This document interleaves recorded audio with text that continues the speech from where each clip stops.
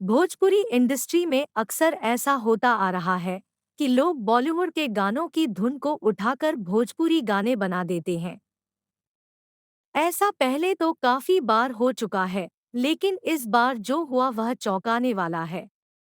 इस बार बॉलीवुड के एक मशहूर गायक का गाना भोजपुरी गाने की धुन पर बनाया गया है।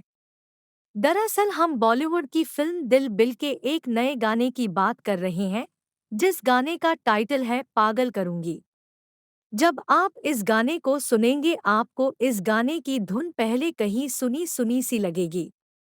यह चलिए इस गाने की धुन के बारे में आपको विस्तार से बताते हैं। दिल बिल के इस नए गाने को खेसारी लाल यादव के गाने की धुन पर बनाया गया है। अगर आप भोजपुरी के पुराने दर्शक हैं, तो आपको पता होगा कि खेसारी लाल यादव का एक गाना आया था पागल बनाइए का रे पतर की। कक्कड़ के इस नए गाने की मुख्य धुन खेसारी लाल के इस गाने की तरह ही है। बॉलीवुड में पहली बार हुआ है जब किसी गाने की धुन को भोजपुरी गाने से उठाया गया है।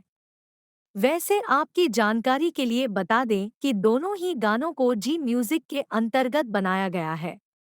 खेसारी लाल यादव का गाना की म्यूजिक भोजपुरी के चैनल पर मौजूद है, वहीं दिल बिल मूवी का गाना जी म्यूजिक कंपनी के चैनल पर रिलीज किया गया है।